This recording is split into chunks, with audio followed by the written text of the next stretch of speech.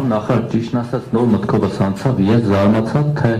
ինչու 2020 թվականի փետրվարի կեսերին Գևորգ Բաբայանը որոշեց խոսել Հայաստանի արտաքին պարտքի մասին, մի փոքր մանիպուլացնելով եւ մարդկանց հույս ներշնչելով, որ ոչ թե մի 13 միլիարդի չափ ունենք, այլ 5 ու քանի միլիարդի չափ ունենք, հետո իհարկե Բաբայանին շտկեցին շատերը։ Եվ ինչու դուք հիմա 20 թվականի մայիսի սկզբին, այսօր 2-ին, մայիսի 2-ին որոշեցիք խոսել Հայաստանի պետական պարտքի եւ պարտատոմսերի մասին, ինչ կար այդտեղ մտահոգիչ կամ ինչ-որ պարզաբանման ենթակա, որ որոշեցիք անցուլից տալ, ինչին դեմ չենք իհարկե, շատ լավ է, բայց ես այստեղ նայում եմ ձեր տված տեղեկանքը կարճ, դուք համեմատական եք տարել 18-19 թվականային կառավարության պարտքը նա հարաբերակցության մասով տոկոսային թվերն եք ընդամենը նշել, 50% միջև նվազել է, հետո ավելացել եք 20 թվին 63.5, բայց դուք չեք նշել թվային արտահայտության որքան է եղել 18 թվականի 17-ի վերջին Հայաստանի պետական պարտքը ամբողջությամբ, այսինքն ձեր թիմը, որ եկել իշխանության, ինչքան պարտքով է ստանձնել եւ այս բանը ինչքան է, ես հիշեցնում եմ մոտավոր թվերը, այն ժամանակ 6.774 էր դեկտեմբերի 31-ի դրությամբ 17 թվականի, երբ Կարեն Կարապետյանի կառավարությունից վերցրեցիք կառավարության օրոք այդ ժամանակ վերջին ցուցանիշը այդքան էր, մոտ 6 միլիարդ դոլար Հայաստանի պետական պարտքը, այսօր ձեր կառավարման 7 տարիներին Հայաստանի պետական պարտքը աճել է մոտ կրկնակի չափով, դառնալով մոտ 13 միլիարդ դոլար։ Հիմա ուզում եմ հասկանալ դուք սա ինչով եք բացատրում, պատերազմն ու COVID-ը մի կողմ թողնենք, այդ 2 տարի է։ Ձեր կառավարման ընթացքում մարդիկ պետք է ավելի լավ ապրեն, Հայաստանի տնտեսությունը պետք է երկնիշ տնտեսական աճ գրանցեր, իսկ հիմա 5.1-ի շուրջ ընդամենը տեղավորվում եւ Հայաստանի տնտեսական ցուցանիշները գնալով նվազում են, պետական պարտքը ավելանում է։ Դուք սա ինչով եք բացատրում։ Մեկ էլ լրացուցիչ կխնդրեի ասեք, թե այդ 750 միլիոն դոլարի եվրոբոնդերը, որ թողարկել եք, դրանց շահառուները ովքեր են եւ թուրքական ներգրավվածություն կա այստեղ, թե ոչ։ Շնորհակալություն։ Դե ես թուրքական ներգրավվածության մասին ինձ թվում է այդ հարցին պատասխանեցի, երբ որ ձեզ ամենասկզբում ասեցի, որ հիմնական մասնակիցները Մեծ Բրիտանիայից են, Ամերիկայի Միացյալ Նահանգներից եւ Եվրոպայից, եւ այստեղ հիմնական մասը ինստիտուցիոնալ ներդրումային ընկերություններ են, կենսաթոշակային ֆոնդեր, հեջավորման ֆոնդեր եւ մի փոքր մասը նաեւ բանկեր են։ Ներողություն։ JP Morgan, Citibank եւ Crédit Agricole Bank։ Ինչ վերաբերում է ձեր հարցի սկզբի մասին, տեսեք, այդ հարցին բարբերաբար պատասխանում եմ ես։ Եվ երևի ես բարձ չեմ բացատրում, հիմա կփորձեմ առավել բարձ բացատրեմ, որպեսզի այս հարցը չնայած գիտեմ, որ քանի որ այս հարցը ինքը տենց լավ վերնագրի թեմա է, եւ մարդիկ տենց պարտք բառը լսելուց ահաբեկվում են կամ ասենք օրինակ պարտքի թիվը հնչեցնելուց տենց լավ է այդ ծախվում այս թեման, էլի, բարբերաբար հնչելու է, բայց ուղղակի ուզում եմ ասեմ, որ Վահե ջան, պետք է խնդրեմ, սպասենք պատասխանը։ Okay։ Հիմա տեսեք, պարտքի բացարձակ մեծությունը էական չի։ Տարբեր երկրներում տրիլիոններով պարտք կա, բայց այդ երկրները զարգացող երկրներ են եւ որևէ խնդիր չկա։ Երկրներ կան, որոնք պարտքի ճգնաժամ են ունեցել, նույնիսկ փոքր պարտքի հետ կապված։ Հետեւաբար այստեղ բան չի, մեկ ընդհանուր ֆորմուլա գոյություն չունի, բայց գոյություն ունի ընդհանուր մոտեցումներ։ Սովորաբար պարտքը հաշվարկվում են հնայի հետ հարաբերակցությամբ, այսինքն իր բացարձակ մեծությունը ըստ էության այդքան էական չի, կապ ունի, թե դուք որքան եկամուտ ունեք, որովհետև համախառն ներքին արդյունքը դա այն համախառն եկամուտն է կամ այն համախառն արդյունքն է, որը մեր պետությունը, մեր բոլոր քաղաքացիները միասին տնտեսությունը ստեղծում են մեկ տարվա ընթացքում, այսինքն մեր պարտքի մակարդակը հարաբերվում է դրա հետ։ Սովորաբար դրա համար է, որ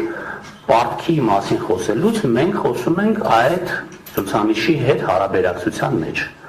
Հիմա կարող է այսօր պարտքի մակարդակը լինի 13 միլիարդ, վաղը լինի 50 միլիարդ եւ այստեղ կարևորը այն է, որ թե ինչքան է մեր համախառն ներքին արդյունքը զուգահեռաբար աճում։ Դրա համար մենք սովորաբար խոսում ենք պարտք գնահատական ցուցանիշից, որը, ինչպես ես նշեցի, 24 թվականի արդյունքում 0.1%-ային կետով նվազել է։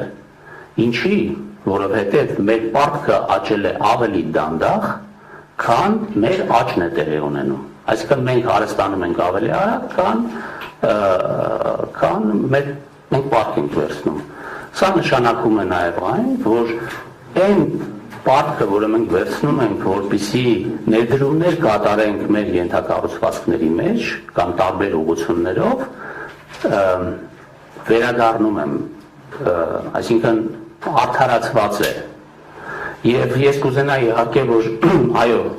ծախսերի արդյունավետության բարձրացման խնդիր միշտ կա եւ այս ուղղությամբ մենք պետք է աշխատենք եւ սա մեր աշխատանքի կարեւոր մասն է կազմում եւ դա պետք է անենք եւ որևէ մեկը չի կարող ասել, որ մեր ծախսերը բացարձակ արդյունավետ են։ Դա մի process է, որ անընդհատ պետք է բարելավվի, այսօր կարծում ենք արդյունավետ են, վաղը նայում ենք, ասում ենք, չէ, այս մասը արդյունավետ չի, պետք է փոխել, պետք է մեխանիզմները փոխել, այս ծախսերը պետք է հանել, նոր ծախսեր պետք է հանել, որոնք ավելի մեծ տնտեսական արդյունավետություն կունենան։ Դրա համար Հայաստանում ներդրվում են որոշակի կառուցակարգեր, որպեսզի այդ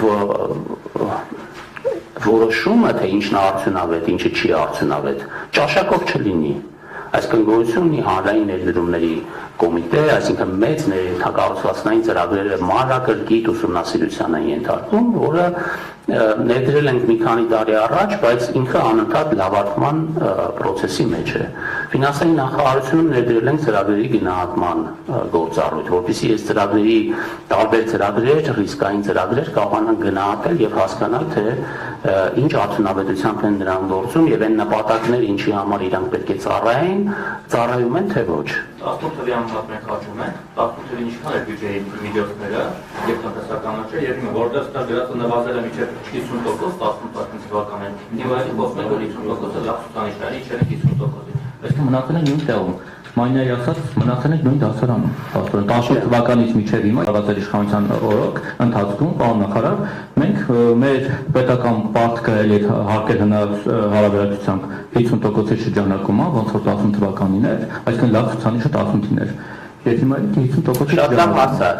Եվ նաև որ ասում եք, որ այդ ես հասկանում եմ, որ հնայի մասով կառավարելի լինի, թե չէ, այն ժամանակը Վարդան Արամյանն էր ասում, որ մենք կառավարելի, կարմիր գծերը չենք անցել, բան մեծ հուսադրում էր դրանով։ Բայց այն ժամանակ, երբ որ 6-8 միլիարդ էր, մեր բյուջեն ինչքան էր, հիմա որ 12-13 միլիարդ է, էլի մեր բյուջեն ինչքան է, եւ արդյոք դրանք համարժեք են մենանց։ Այո, սա 13-ի չափով աճել է կրկնակի մեր բյուջեն 18-ի համար։ Այո, մենք անընդհատ խոսում ենք դրա մասին, որ մեր բյուջեի եկամուտները կրկնակի աճել են, կրկնակից ավել աճել են 18 թվականի համեմատությամբ, հիմա ճիշտ է բյուջեի թվերը ձեռքից տակ չկա, բայց այո, վստահեցնում եմ ձեզ, որ կրկնակի աճել են եկամուտները, եթե 18 թվականին մեր բյուջեն, եթե ճիշտ եմ հիշում 1.8 միլիարդի 1.8 միլիարդի շրջանակներում էր, 25 թվականի բյուջեն արդեն 3.5 տրիլիոնի շրջանակներում է, այսինքն այստեղ էական ոճ ունենք, եկամուտների էական ոճ ունենք, ամեն տարի տեսեք, ամեն տարի մեր բյուջեի եկամուտները միջինում աճում են 200 միլիարդ դրամով, բայց մեր պարտքի սպասարկման ծախսերը աճում են 20-30 միլիարդ դրամով, այս տարի կարծեմ մի փոքր ավել։ Այստեղ հարց է առաջանում, եթե մենք այսօր ասենք, եկեք պարտք վերցնենք, որպեսզի մեր եկամուտները 200 միլիարդ դրամով աճեն, բայց դրա մի մասը տանք մեր պարտքի սպասարկմանը, մենք կհամաձայնենք, այստեղ կարևորը այն է, որ մեր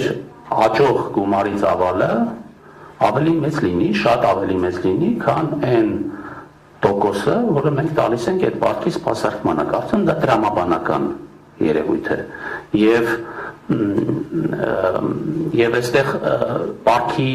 հնայեթ հարաբերակցության տեսանկյունից, տեսեք, եթե մենք ասում ենք, եւ մեր ֆիսկալ կանոններն են այդպես ասում, որ մինչև 60% պարկ հնահարաբերակցություն ունենալը դա անվտանգ է, դա ասում են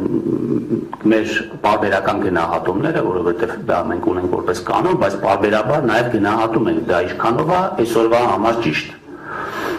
Եթե համարում ենք, որ դա ընդունելի ցուցանիշ է,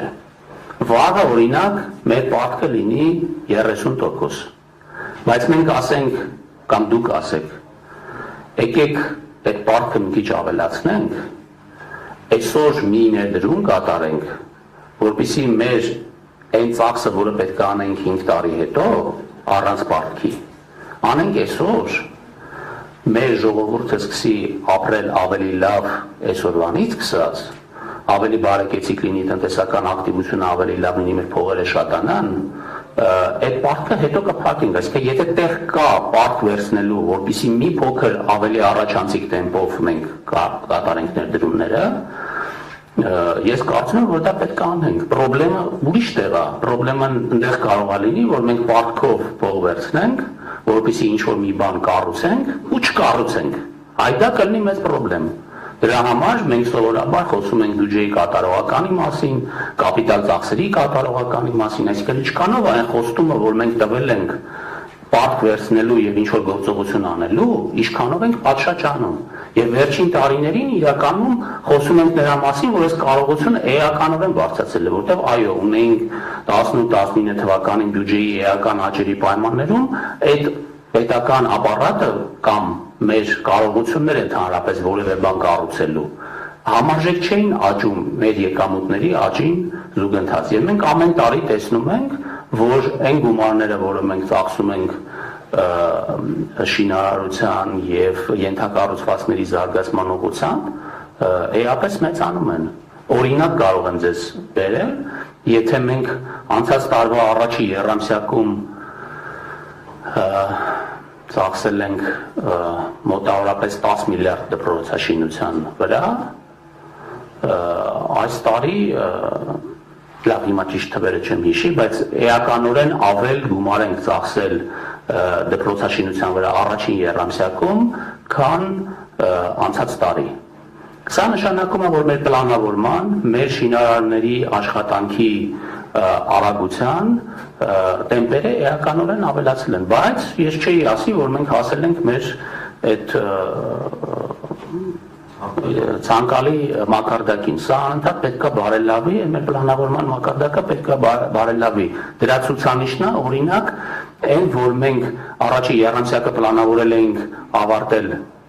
դեֆիցիտով, բայց մենք ավարտել ենք ավելորդով։ Այսինքն մենք ավելի շատ հարկ ենք հավաքել, քան ծախսել ենք, թե պլանավորում էինք ծախսել շատ ավելի շատ։